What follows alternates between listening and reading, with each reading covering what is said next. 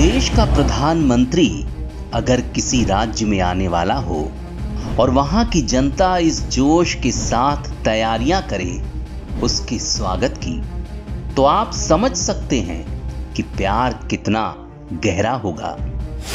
Social media पर देखा, फिर मैंने ट्वीट भी किया कि ढेकियाजुली को कितनी सुंदरता से सजाया गया है।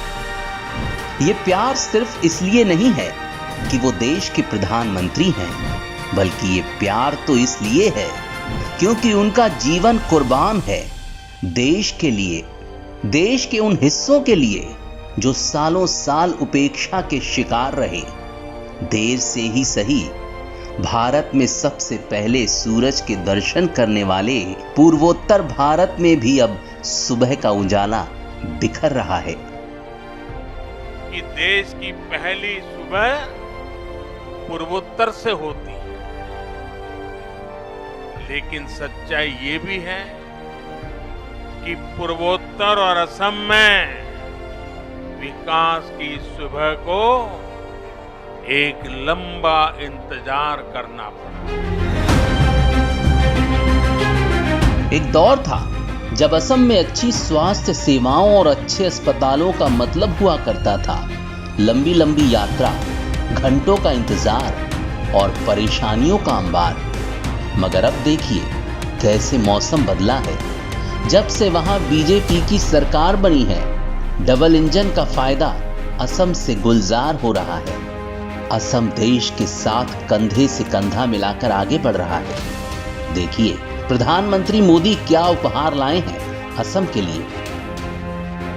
एक और उत्तरी असम और अपर असम की जरूरतों के लिए विश्वनाथ और चराई देवी में एक मेडिकल कॉलेज का उपहार, तो दूसरी तरफ असम माला के जरिए आधुनिक इंफ्रास्ट्रक्चर की नींव रखने का उपहार।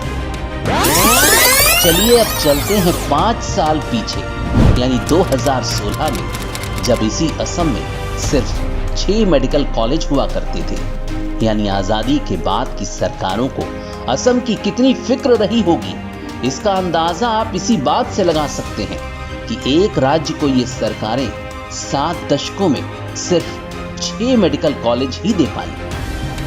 2016 तक असम में कुल MBBS सीट्स भी सिर्फ 750 ही हुआ करती थी। लेकिन 2016 के बाद जब बीजेपी की सरकार बनी, तब से अब तक यानी सिर्फ 5 सालों में ही 6 मेडिकल कॉलेज बनाने का काम शुरू हो चुका है। और जब ये नए मेडिकल कॉलेज शुरू हो जाएंगे, उस वक्त हर साल असम को 1600 नए MBBS डॉक्टर्स मिलने लगेंगे। बेहतर इलाज घर के पास तो होगा ही, साथ ही राज्य की प्रतिभा को अपने ही घर में रोजगार भी मिलेगा। इतना ही नहीं, गुवाहाटी में एम्स बनने का काम भी तेज रफ्तार से चल रहा है। इसके वर्तमान कैंपस में इसी एकेडमिक सेशन से MBBS का पहला बैच भी शुरू हो चुका है। आने वाले 1.5 से 2 सालों में जब कैंपस का काम पूरा हो जाएगा, तो गुवाहाटी आधुनिक स्वास्थ्य सेवाओं का केंद्र भी बन जाएगा। असम में स्वास्थ्य को लेकर जितने सुधार इन 5 सालों में हुए हैं, वो 7 दशकों में नहीं हो पाए। आज असम के पास 5 लाख के मेडिकल बीमा वाली आयुष्मान भारत योजना है, जिससे यहाँ के 350 से ज्यादा अस्पताल जुड़ चुके हैं और असम के लगभग 1.25 करोड़ गरीबों को इसका फायदा मिल रहा है। सामान्य वर्ग के नागरिकों को भी बहुत ही कम किश्त पर स्वास्थ्य बीमा का फायदा देने वाला अटल अमृत अभियान है। हेल्थ एंड वेलनेस सेंटर्स हैं, जहां 55 लाख से ज्यादा लोग अपना इलाज करवा चुके हैं। सस्ती दवाइयों वाले जन औषधि केंद्र हैं, जो लोगों की जेब को राहत दे रहे हैं। प्रधानमंत्री नेशनल डायलिसिस प्रोग्राम है।